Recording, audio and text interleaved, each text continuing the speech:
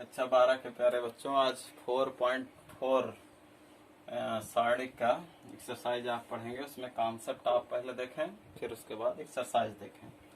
4.4 में आपको सिखाया जाएगा किसी भी शारीरिक का शारीरिक के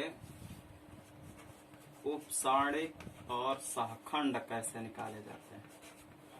इनका बहुत ही यूज है आगे चल करके। शारीरिक, उपसारणिक और सहखंड, दो चीज बताएंगे इसमें।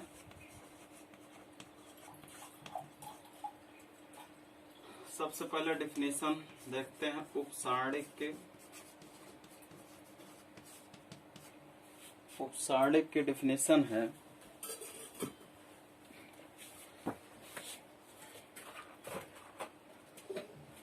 सारणिक के, क्योंकि सारणिक में जो अवयव होते हैं वो AIJ के रूप में होते हैं। आप इसे जानते हैं, किसी भी सारणिक में जो अवयव उपस्थित होते हैं AIJ के रूप में। AIJ का क्या मतलब है? आई माने आयुवी पंक्ति और J माने होता है जैवी स्तंभ। जैवी स्तंभ। अगर कोई सारणिक ऐसे है यानी 2, 3, 4, 5, 6 इस तरह से कुछ दिया है, तो हमसे अगर पूछा जाए कि इसके अवयव किस तरह से रहते हैं, इनके अवयव का जो यानी व्यवस्था होती है A11 से A12 से A13 से। A11 क्या है? आई है J है, आई है J है। इसका मतलब है पहली पंक्ति और पहले स्तंभ का अवयव। ये पहली पंक्ति दूसरे स्तंभ, पहली पंक्ति तीसरे स्तंभ, इस तरह जैसे मैट्रिक्स में हमने सीखते हैं। और एक तरह से शारीरिक मैट्रिक्स ही होता है, केवल वर्गाव्यूह का एक पार्ट है। वर्गाव्यूह के अवयवों को इसमें हम व्यवस्थित करते हैं। A21, A22, A23 इस तरह से A31, A32, A33। तो किसी भी सारणिक में जो अवयवों की व्यवस्था होती है वो स्मॉल A11, A12, A13 यानी जिस पंक्ति में हो या जिस स्तंभ में हो वो दर्शाता है। तो कोई भी सारणिक में जो अवयव होते हैं इस रूप में होते हैं, AIJ के रूप में होते हैं। आगे अब देखते हैं हम उपसारणिक की डेफिनेशन क्या है। तो किसी सारणिक के AIJ अवयव का उपसारणिक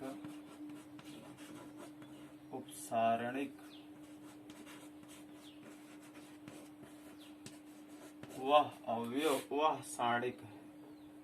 अवयव का उपसारणिक वह सारणिक है जो AIJ अवयव के पंक्ति और स्तंभ, पंक्ति व स्तंभ के अवयवों को छोड़कर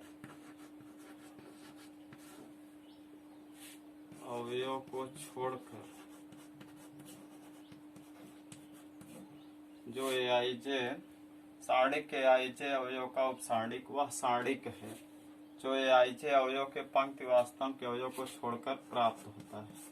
इसका मतलब क्या है समझें आप? प्राप्त होता है। ये हमने डेफिनेशन लिख दी है कि आप जानते रहें, लेकिन इसका सही क्या लॉजिक है।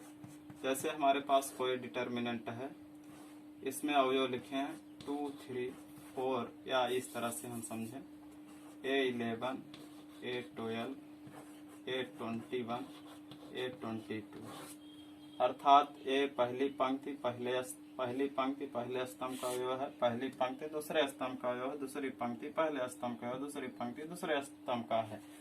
तो हम क्या बताए उपसारणिक की डेफिनेशन? उपसारणिक किसी सारणिक का यानी किसी सारणिक के किसी अवयव का उपसारणिक वह अवयव होता है। जैसे हमको A11 का उपसारणिक यदि निकालना है, यानी ये सारणिक है और इसमें से A11 अवयव का हमको उपसारणिक पता करना है, तो A11 का उपसारणिक क्या निकलेगा आपको मैं बता रहा हूँ। A11 जिस पंक्ति में है उस पंक्ति के अवयव को छोड़ दीजिए और इस स्तंभ को छोड़ दीजिए। जो बचा है अब वही आपका जो बच रहा है सारणिक में, A22 बच रहा है सारणिक में, तो यही आपका जो है उपसारणिक हो जाएगा इसका। फिर से आप समझें, किसी भी सारणिक के AIJ अवयव का उपसारणिक वह अवयव होता है जो उस पंक्ति और उस स्तंभ के अवयवों को छोड़ने पर प्राप्त होता है। तो हमने A11 का जैसे उपसारणिक निकालना हुआ, तो इस पंक्ति और इस स्तंभ को छोड़ दे रहे हैं सारे अवयव को, तो हमारे पास क्या बच रहा है, A22 प्राप्त हो रहा है। ऐसे अगर हमको A12 का उपसारणिक पता करना हो, A12 का उपसारणिक यदि निकालना हो, तो A12 का उपसारणिक होगा, ये हमारे पास देख रहे हैं,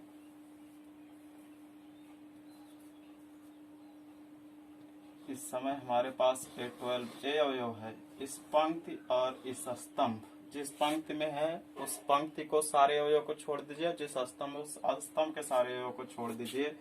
जो प्राप्त होने वाला डिटर्मिनेंट है, जैसे A21 डिटर्मिनेंट में एक ही अवयव प्राप्त हो रहा है, तो यही A21 इसका उपसारणिक हो जाएगा। इसी तरह और भी आप देखेंगे, A21 का उपसारणिक होगा, A21 का उपसारणिक, तो देखें हमारे पास A21 कहाँ पे है, तो मैं बार बार इसीलिए लिख रहा हूँ, आपको भी जरूरत इसकी बहुत पड़ेगी।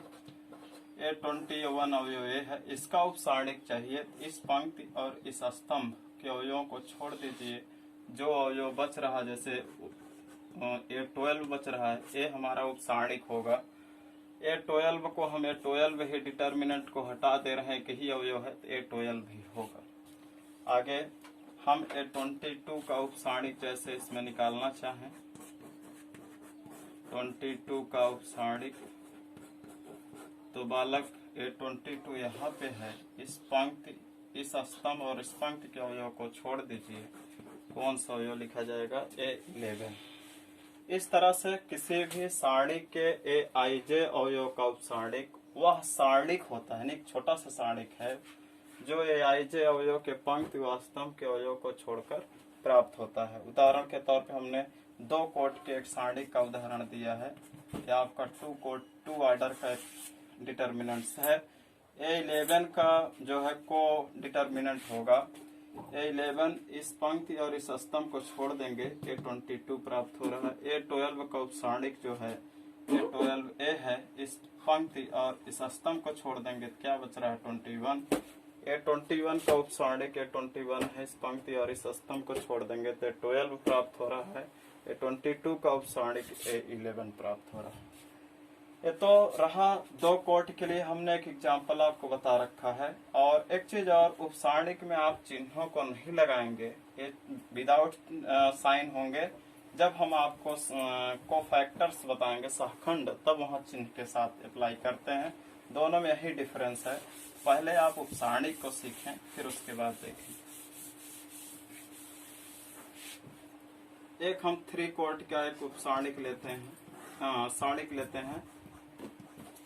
3 कोट में A11, A12, A13, A21, A22, A23, A31, A32, A33, इस तरह से हमारे अवयव व्यवस्थित हैं। और हमें अब निकालना है इसमें से A11 का उपसारणिक पहले हमें निकालना है। A11 का उपसारणिक, तो A11 का उपसारणिक वह सारणिक होगा जो इस अवयव के पंक्ति और स्तंभ के अवयवों को छोड़ने पे जो प्राप्त हो रहा है। देख रहे हैं 11 है, इस पंक्ति और इस स्तंभ को छोड़ दीजिए तो हमारे पास A22, 23, 32, 33 के रूप में एक छोटा डिटर्मिनेंट प्राप्त हो रहा है। यही आपका जो है उपसारणिक हो जाएगा। ये 32, ये 33। आप सारणिक को सॉल्व करना जानते हैं।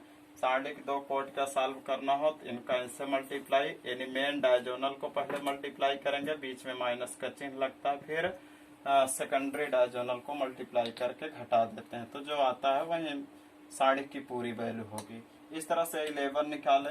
और अब इस तरह से 12 का उपसारणिक यदि निकालना हो, 12 का उपसारणिक, तो देख रहे हैं A12 हमारे पास यहाँ है, इस पंक्ति और इस जिस स्तंभ में उस स्तंभ को हटा देंगे या उनके अवयवों को हटा देंगे।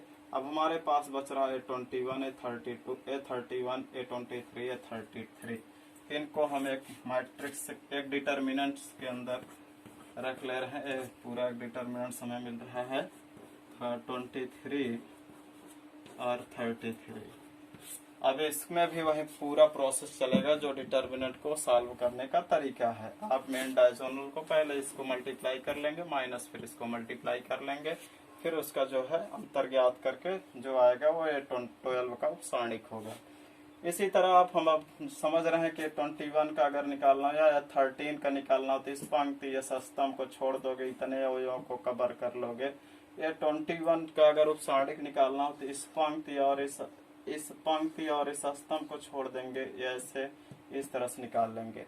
मैं एक आध और बता दे रहा हूँ, आप उपसारणिक का काफी अभ्यास कीजिए अपने घर पर, तो ये कठिन नहीं लगेगा आपको।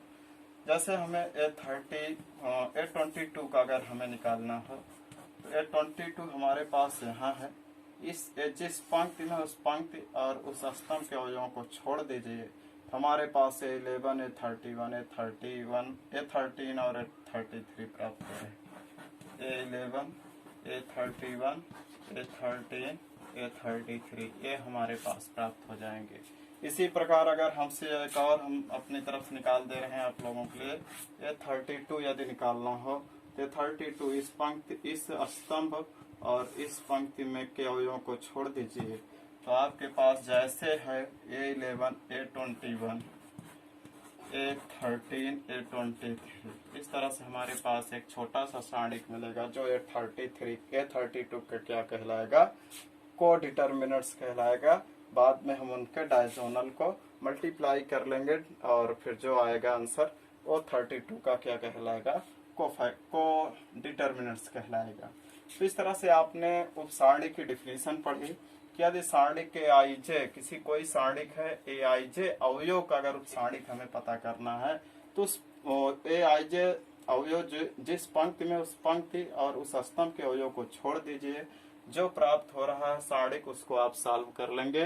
वो जो सॉल्व करने के बाद आएगा वो उस अवयव का क्या कहलाएगा, उपसारणिक कहलाएगा।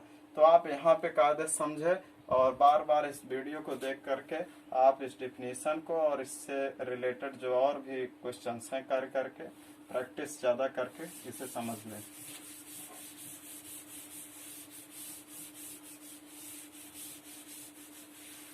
इसके बाद आते हैं हम सहखंड के लिए।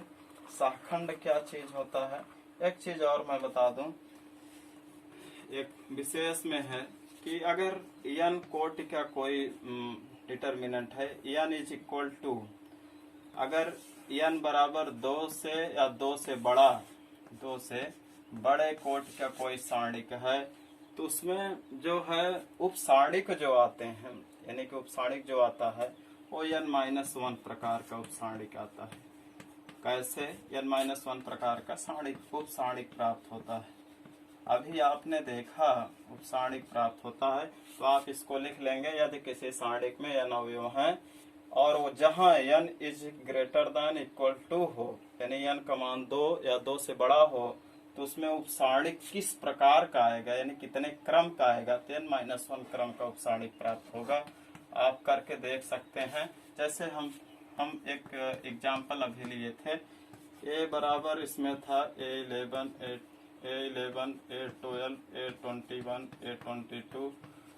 तो आपने देखा है कि ये दो कोटि का था या 2 क्रम का है। तो जो इसमें उपसारणिक आ रहे थे, जैसे A11 का उपसारणिक इस पंक्ति इस स्तंभ को छोड़ते तो क्या मिल रहा था, A22, यानी केवल एक छोटा डिटर्मिनेंट। ए मॉडुलस नहीं है, मॉडुलस आप नहीं समझेंगे कि -3 है तो +3 कर देंगे। डिटर्मिनेंट है -3 है तो -3 ही अवयव होगा उसमें। तो A22 जो आया है वो कितने क्रम का है, 1 क्रम का प्राप्त हो रहा है तो पूरी सारणिक 2 कोटि की, लेकिन जो उसके उपसारणिक प्राप्त हो रहे हैं कितने क्रम के, 1 क्रम के। इसी प्रकार 3 कोट में आपने भी देखा 3 कोट का था, लेकिन जो उपसारणिक आ रहे थे वो कितने कोट के आ रहे थे, 2 कोट के आ रहे थे सभी। तो आप इस चीज को थोड़ा सा ध्यान रखेंगे, कभी कभी ऑप्शनल क्वेश्चन में खास करके जो बड़ी परीक्षाएं हैं आपकी IIT और अदर कोई एग्जाम में, वहाँ क्वेश्चन पुटअप कर सकता है कि यदि आपका कोई अवयव n कोई सारणिक है जो n = या n से बड़ा हो, तो उसमें उपसारणिक जो आएंगे वो कितने क्रम के होंगे। तो है छोटा सा ही लॉजिक, लेकिन उस समय दिमाग में नहीं बैठ पाता है, तो यहाँ हमने बता रखा, आप इसको ध्यान में रखेंगे जरूर। आए अब उसके बाद सेकंड डिफिनेशन देखते हैं परिभाषा सहखंड की। सहखंड की परिभाषा। सहखंड की परिभाषा का क्या है कि एक अवयव Aij, आपकी किताब में डिफिनेशन है भी सब, Aij का सहखंड,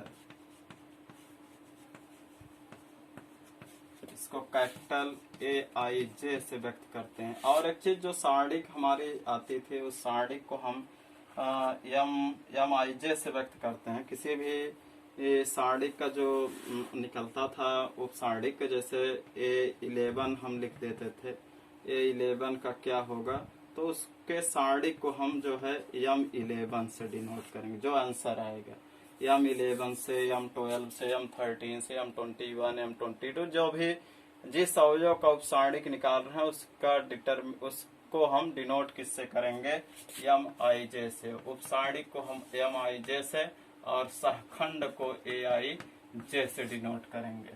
तो लिखा है एक अवयव Aij का सहखंड Aij द्वारा व्यक्त होता है, Aij द्वारा व्यक्त करते हैं। और Aij निकलता कैसे है, देखिए आपके यहाँ इस बुक में इसका जो है विस्तार और नहीं है, तो आप केवल इतना ध्यान रखेंगे Aij बराबर -1 घात i प्लस j, और जो आया रहेगा उपसारणिक Mij हुआ सारणिक। तो आप किसी भी सारणिक के अवयव का सहखंड यदि आप निकाल रहे हैं, तो सहखंड कैसे निकलेगा, जो उपसारणिक आई रहेगी। जैसे हमको A11 निकालना है, तो M11 निकाल लेना है और -1 घाते i प्लस j कर देना है।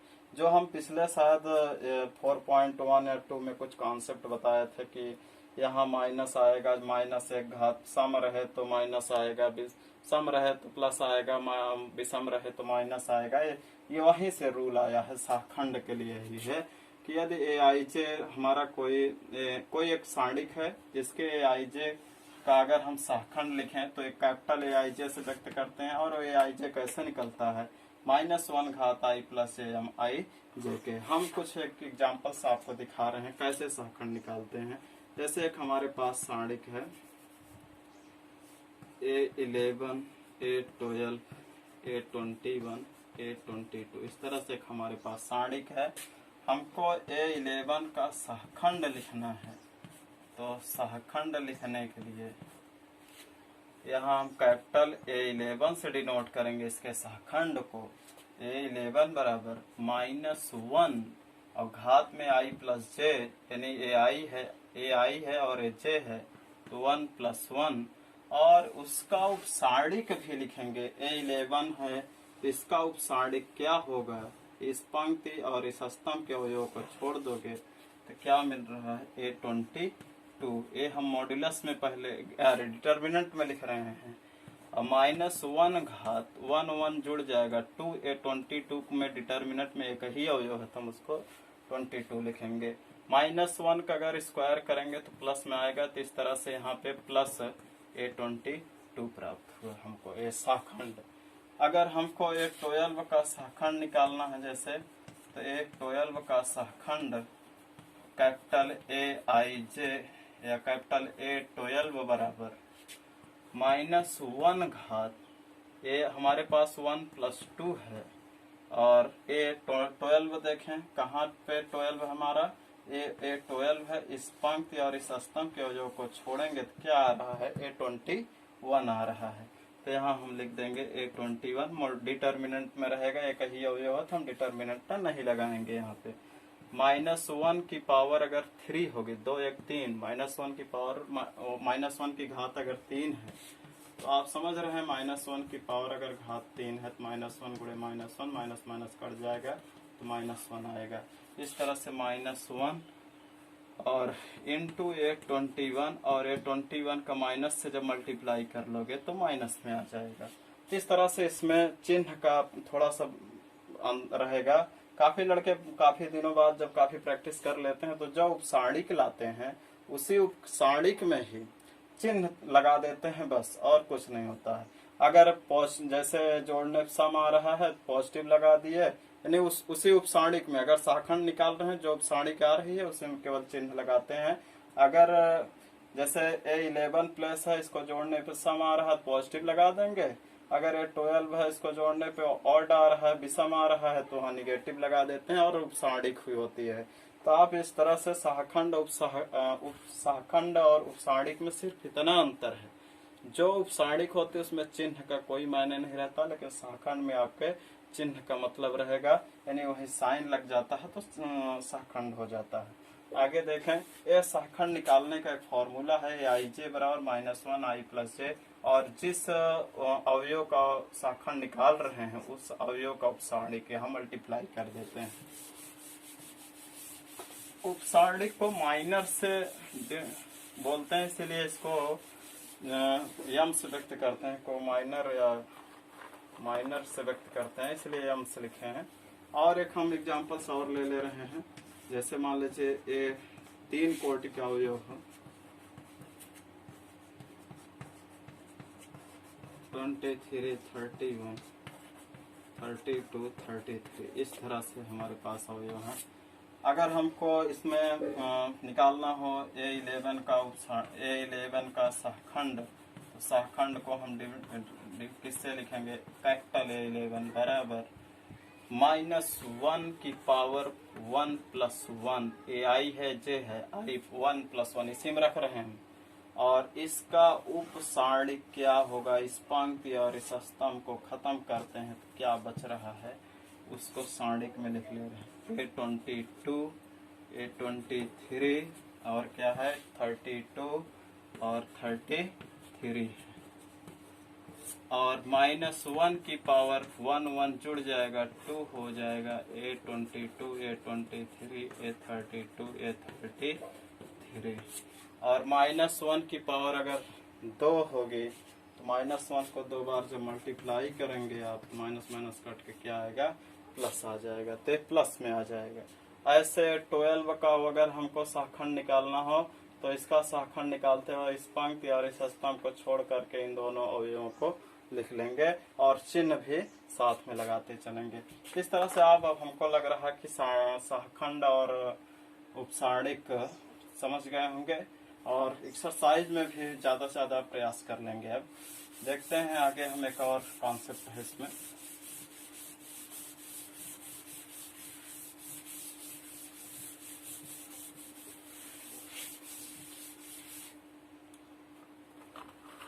जैसे हमको कह दे किसी सारणिक, कोई एक सारणिक है A11, A12, A13,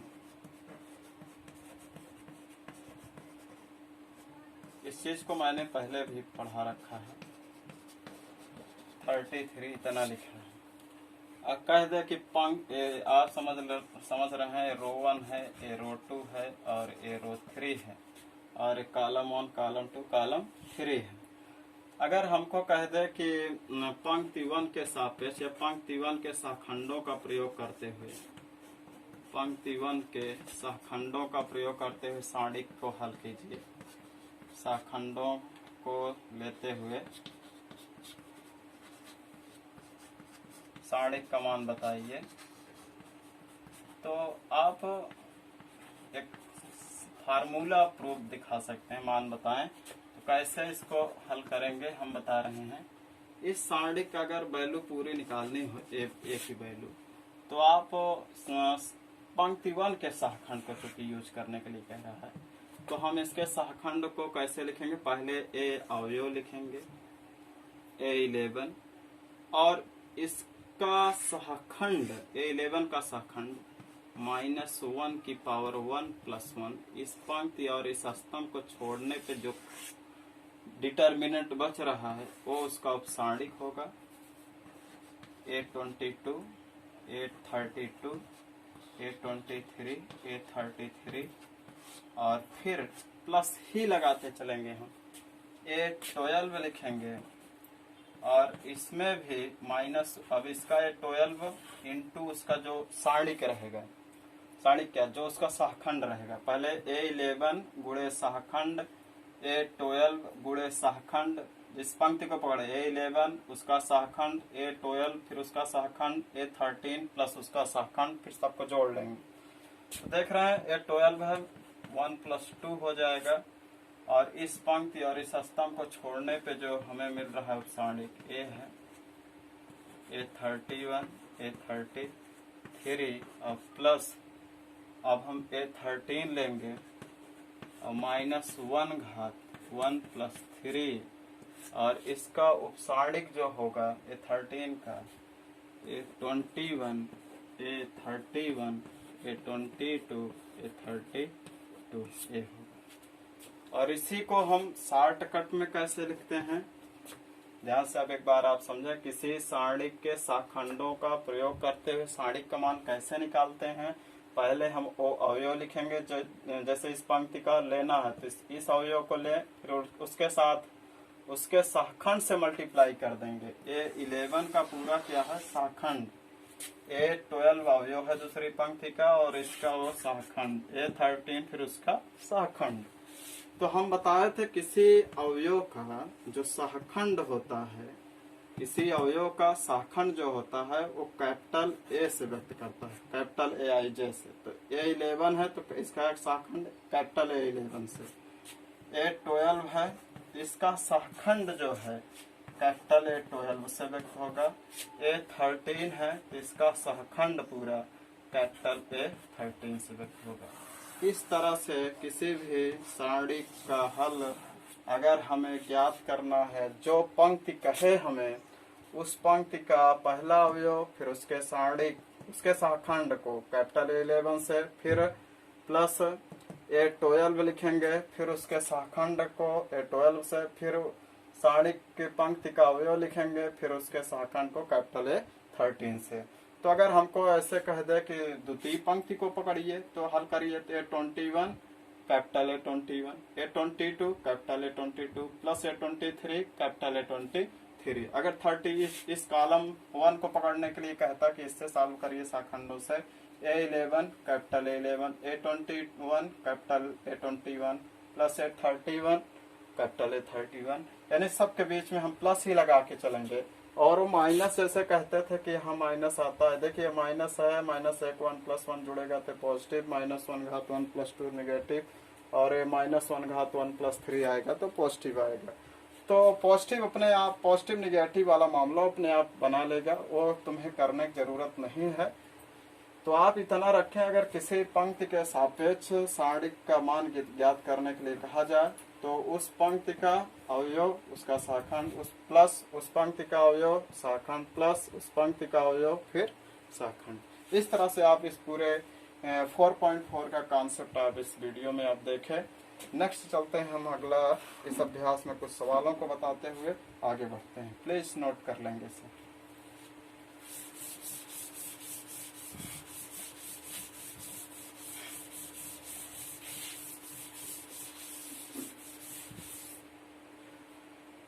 फोर 4.4 में आप देखें, मैं बहुत तेजी से चलूंगा। फर्स्ट सवाल है, पहले कह रहा कि निम्न सारणिकों का शाखंड उपसारणिक दोनों ज्ञात करिए। पहले सवाल 2 0 -4 3 है, तो हमारे पास इसमें 2 -4 सबका सारणिक निकालना है। तो 2 का उपसारणिक कैसे निकालते हैं, जिस पंक्ति में है और जिस स्तंभ है उस अवयव को छोड़ करके जो बचे वही उपसारणिक होगा। तो 2 इसमें है, इस पंक्ति स्तंभ को छोड़ेंगे 3 उपसारणिक होगा। -4 का उपसारणिक अगर हमें निकालना हो, -4a है, इससे अपनी पंक्ति और स्तंभ के अवयव को छोड़ देगा, क्या बचेगा 0। 0 का उपसारणिक अगर हमें निकालना हो, 0 का उपसारणिक, तो 0 जिस पंक्ति में है और जिस स्तंभ है उसको छोड़ देंगे -4। और 3 का उपसारणिक, 3 का उपसार, इसको आप कैसे व्यक्त करेंगे, M11 और इसको M12 का था ना, ये 12वीं का, इसको ये कौन सा प्लेस है, 021, M21 माइनस, और इसको M22 प्लेस है, M22, ए स्तंभ एक पंक्ति कट जाएगी तो क्या बचेगा, 2, कट क्या उसके अवयव को हम छोड़ देते हैं। ये तो निकला उपसारणिक।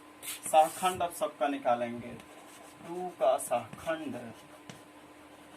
सहखंड ए प्लेस कौन सा है, 2, A11, तो इसके सहखंड को कैपिटल A11 से बराबर, फार्मूला क्या होता है, -1 I + j, 1+1, और इसका उपसारणिक यहाँ से देख ले रहे हैं, 2 का उपसारणिक अभी हम निकाले हैं, यहाँ हम M11 लिख दे रहे हैं, -1 की पावर 2, M11 कितना आ रहा है, 3, -1 को 2 बार गुणा करेंगे तो 1 आएगा, 1 × 3 अर्थात 3, 2 का सहखंड, 2 के बाद अगला नंबर -4 का सहखंड, -4 का सहखंड इस तरह से होगा। -4 कौन सा प्लेस है, 12 प्लेस पे है, A12 तो कैपिटल A12 से, तो -1 1 + 2 M12, -1 घाते 3, M12 कितना आया है, 0, -1 को 3 बार गुणा करोगे -1 अर्थात 0 आएगा। इसी तरह से 0 का सहखंड, 0 का सहखंड A21, -1 घात 2 + 1 M21, -1 को 3 बार मल्टीप्लाई करेंगे -1 आएगा, M21 कितना आया है, -4, माइनस कट जाएगा, +4 आएगा। तो अब हम एक छोड़ रहे हैं 3 का उपसारणिक, आप स्वयं निकालेंगे और 2 ही आएगा, तो प्लीज नोट कर लेंगे। इसके सेकंड सवाल स्वयं आप हल करेंगे, सेकंड सवाल में कोई दिक्कत नहीं है, फर्स्ट के सेकंड सवाल स्वयं हल करेंगे।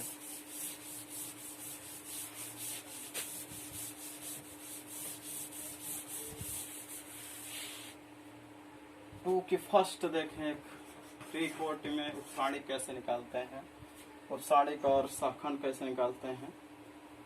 तो 2 की फर्स्ट कहें आप बताएं या सेकंड बता दें, दोनों में से एक आप देखेंगे, बहुत ध्यान से देखेंगे। 0 1 0 0 0 1 एक हमारे पास डिटर्मिनेंट है और डिटर्मिनेंट का उपसारणिक निकालना है। एक कौन सा प्लेस है, 1, A11 है, 1 का उपसारणिक, उपसारणिक में कोई चिन्ह नहीं लगाते हैं यहाँ पे। इस पंक्ति और इस स्तंभ को छोड़ दीजिए तो आपके पास ऐसे एक छोटा सा सारणिक तैयार मिल रहा है। तो मेन डायगोनल को पहले मल्टीप्लाई करते हैं, 1 1 जा 1, 0 0 में 0 अर्थात 1 आ जाएगा। 0 का उपसारणिक, 0 का उपसारणिक, 0 ए पंक्ति, ए स्तंभ है, पंक्ति है, इनके अवयवों को छोड़ दीजिए, शेष आप लिख लीजिए। 1 0 में 0 0 अर्थात इसमें भी 1 आएगा, नहीं सॉरी 1 0 में 0 अर्थात ये 0 आएगा। 0 का उपसारणिक, ये 13 वाला पॉइंट है। 0 का उपसारणिक अगर लिखेंगे तो इस पंक्ति और इस स्तंभ के अवयव को छोड़ दीजिए, ये 0 0 कम 0 अर्थात 0 मिलेगा। फिर 0 का उपसारणिक, इस वाले 0 का उपसारणिक अब चल रहे हैं। 0 का उपसारणिक, तो इस पंक्ति और इस स्तंभ को छोड़ दें तो 0 0 0 0 तो क्या है, 0 0 और 0 1, इस पंक्ति और स्तंभ को छोड़ोगे तो सब अवयव बचेंगे, अर्थात 1 0 में 0 -0 अर्थात 0 आएगा। ये आप 0 का निकाले। फिर 1 का उपसारणिक, 1 का उपसारणिक, ये अवयव है, इस पंक्ति और इस स्तंभ को छोड़ देंगे, जो अब हमारे पास बच रहे हैं उनको लिख लेते हैं। 1 0 0 1 अर्थात 1 1 जा 1, 0 अर्थात 1, और फिर 0 का उपसारणिक। बहुत ध्यान से देखेंगे आप, 0 का उपसारणिक, ये 0 है, इस पंक्ति और इस स्तंभ को छोड़ देंगे, 1 0 0 0, ये 0 1 जा 0 अर्थात 0, और कितना निकल गया। फिर लास्ट पंक्ति देखते हैं, 0 का उपसारणिक यहाँ पे है, 0 का, इस 0 का उपसारणिक इस पंक्ति स्तंभ को छोड़ेंगे तो यहाँ बचेगा 0 1 0 0, और ये हो जाएगा 0 - 0 अर्थात 0। फिर पुनः अगले बहुत 0 इसमें है, 0 का उपसारणिक इस पंक्ति और इस स्तंभ को छोड़ेंगे तो 1 0 और 0 0 बचेगा, तो इसका भी मल्टीप्लाई 0 आएगा। और लास्ट में 1 का करेंगे, 1 का उपसारणिक, और ध्यान से देखते चलेंगे आप, 1 का उपसारणिक 1 0 0 1 अर्थात आ जाएगा 1। अब उपसारणिक निकल गई है, सबके सहखंड, तो 1 का सहखंड A11 हम अब बता रहे हैं, आपको पूरा प्रोसेस करने की जरूरत नहीं है। जैसे हमको ये सारणिक मिल गई उपसारणिक, तो A11 का था अवयव, जैसे A11 है, A11 निकालते वक्त एक एक जोड़ने प्लस आ रहा है, तो इसको प्लस में ही रहने देंगे। ये 12 है तो निगेटिव होगा, लेकिन 0 निगेटिव होता नहीं है, छोड़ देंगे। और एक प्लस यहाँ पे है 1 का, 1 है 22 है तो ये भी प्लस में आएगा, और 32 सब प्लस में आएंगे। वो साड़ी का शाखंड भी आप स्वयं से करेंगे, शाखंड में दिक्कत नहीं होगी आपको। देखते हैं सवाल नंबर 3, प्लीज आप इसे नोट करेंगे और ज्यादा से ज्यादा एक्सरसाइज एग्जाम्पल्स को भी लगाएंगे, तो आप इस पर जो है हाथ बैठ जाएगा, धीरे धीरे प्रयास करेंगे तो कंफर्म हो जाएगा क्या क्या कैसे क्या हो रहा है।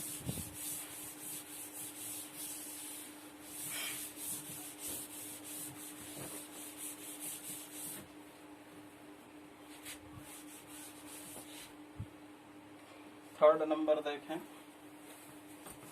जो एक लास्ट में हमने तरीका बताया था, कह रहा थर्ड में दूसरी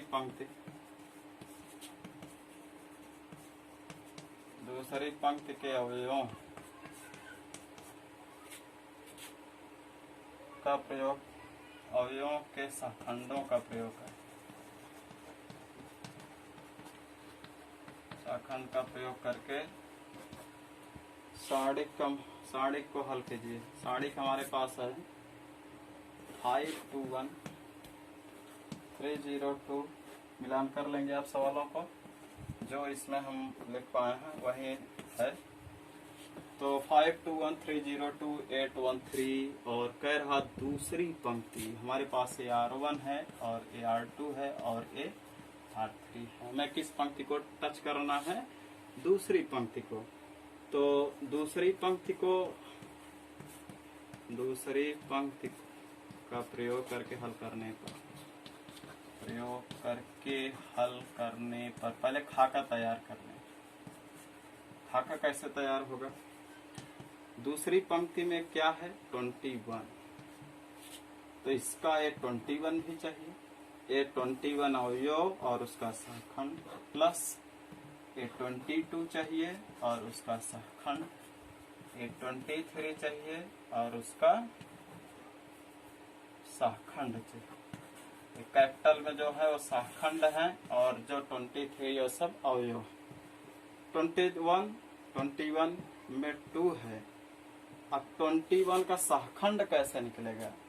तो आप सहखंड के लिए कैसे निकालेंगे? तो -1 की पावर, सहखंड का सूत्र होता है i बराबर -1 i + j। देखिए ये चीज हम अभी बहुत करवा रहे हैं, लेकिन देख रहे हैं 2 1 जुड़ेगा तो 3 क्या है? विषम है तो निगेटिव पहले से लगाते चलो, निगेटिव। 21 के अवयवों को लिख लीजिए। 21 ए पंक्ति और ए स्तंभ छोड़ दीजिए। क्या है? 3 2 8 3, चेक कर लेंगे आप। 3 2 8 3 प्लस A22 0 है, वैसे 0 है, तो हमें आगे बढ़ने की जरूरत नहीं है क्योंकि सब 0 हो जाएगा। यहाँ 2 है, प्लस आएगा तो प्लस चिन्ह है, कोई दिक्कत नहीं। 22 का अगर अवयव हम लिखना चाहेंगे तो 5 1 8 3 होगा। 23 ये हमारे पास 23 है, 23 प्लस पे 1 है और 23 जोड़ने पे 2 और 3 जोड़ने पे 5 आएगा। 5 निगेटिव यानी ऑड नंबर है। जब यहाँ -1 घात 5 वहीं लगाएंगे 2 3 जोड़ करके तो निगेटिव ला के देगा शाखंड निकालते वक्त, तो हम पहले से ही निगेटिव लगा ले रहे हैं। -23 के अवयवों को, 23 के अवयव क्या हैं, ए पंक्ति और ए स्तंभ कट जाएंगे। 5 1 5 1 3 2 5 1 3 2। अब 2 माइनस आगे कर दे रहे हैं और इनको हल कर रहे हैं। 3 3 का 9, 8 2 16, 0 5 3 15, 8 1 का 8, यह 0 हो जाएगा। बालक आगे है, माइनस प्लस गुणा माइनस, और 1 है, 1 1 1 माने कुछ नहीं। 5 2 10, 3 1 3, ये -2, 9 में 16 गए -7, प्लस ये पूरा 0 हो जाएगा। 10 में 3 गए 7, तो माइनस माइनस प्लस हो जाएगा। 2 से बन जा 14, 2 से बन जा 14 -7, 14 में 7 घट जाएगा, 7 आंसर बचेगा। यही आपका पूरा कंप्लीट आंसर है। तो इस तरह से आप इस पूरे एक्सरसाइज में 3 नंबर के सवाल भी सीखे और एक 5वीं सवाल है उसे हम जान रहे हैं आप लगा लेंगे। 6ठी सवाल मैं आप सबके लिए छोड़ रहा हूँ। अगर प्रॉब्लम होगी जैसे तीसरे स्तंभ को पकड़ के हल करने पे, चूंकि उसमें हो सकता है चक्री व्यंजक लगे, तो आप उसे प्रयास करेंगे और चेक करते हैं। प्लीज नेक्स्ट वीडियो में आप 4थी सवाल के बारे में जरूर डिस्कस करेंगे। क्या आपको आज आ गई है या नहीं आएगी, तो मैं अगले वीडियो में जरूर इसको कर दूंगा। 5वां आपका ऑप्शनल है। इसके अलावा इसमें सवालें बहुत कम हैं। आप थोड़ा सा हर्ष स्वरूप शर्मा या और भी बुकों को थोड़ा सा टच करिए और इसमें से बेहतर सवालें ज्यादा लगा करके आगे बढ़ें। चलते हैं हम नेक्स्ट वीडियो मिलते हैं। 4.5 का कॉन्सेप्ट और एक्सरसाइज लेके आते हैं। Please note it down.